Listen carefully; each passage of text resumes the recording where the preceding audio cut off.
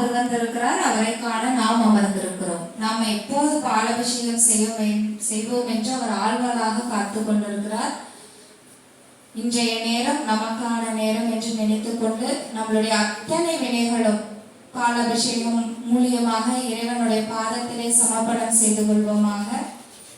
நான் ஒரு முருகனுடைய மூல மந்திரத்தை பாராயணம் செய்து கொண்டே நாம் பாலாபிஷேகம் செய்யலாம். நம்மளுடைய சிந்தனையும் நம்மளுடைய செயல்பாடும் ஆத்மார்த்தமாக இறைவனிடத்திலே பாதத்திலே சமர்ப்பிக்கப்பட வேண்டும். அதனால எந்த சிந்தனைகளும் மற்ற சிந்தனைகள் அல்லாது இறை சிந்தனையோடு நாம் அவருக்கு பாலாபிஷேகம் செய்யலாம். ஒரு அரை மணி நேரம் நம்மளுடைய இறை சிந்தனைகளை மட்டும் மனதிலே வைத்துக் கொண்டு மற்ற சிந்தனைகளை எல்லாம் விலக்கி வைத்துக் கொண்டு இறைவனை மட்டுமே நாம் தியானிப்போம். அடியேன் பாராயணம் செய்யும் பொழுது என்னோட சேர்ந்து அவருடைய மூல மந்திரத்தை நல்ல சத்தமா எவ்வளவு அழகாக பாராயணத்தை செய்ய முடியுமோ உச்சாரணம் பண்ணிக்கோங்க. ஓம் சரவண பவ, ஓம் சரவண பவ, ஓம் சரவண பவ, ஓம் சரவண பவ, ஓம் சரவண பவ,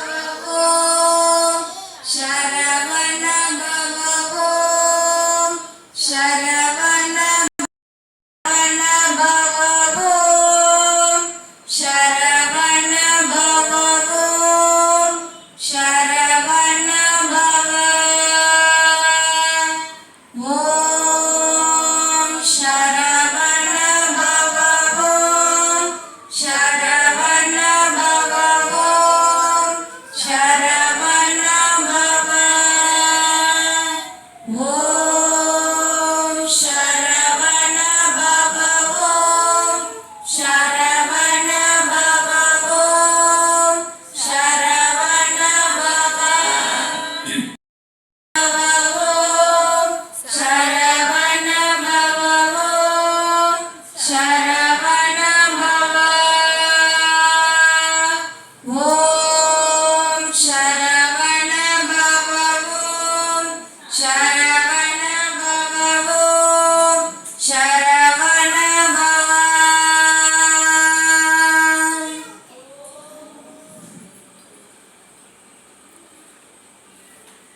ஓம்ங்கிற பிரணவ மந்திரத்தை நம்ம எந்த அளவுக்கு பாராயணம் செய்கிறோமோ அது போல நம்மளுடைய எல்லா மந்திர பாடல்களையும் நம்மளால பாராயணம் செய்ய முடியும். அதனால ஒவ்வொரு தினமும் காலையில ஆனாலும் சரி மாலையில ஆனாலும் இந்த பாராயணத்தை ஒரு 6 முறை 11 முறை பாராயணம் செய்யலாம்.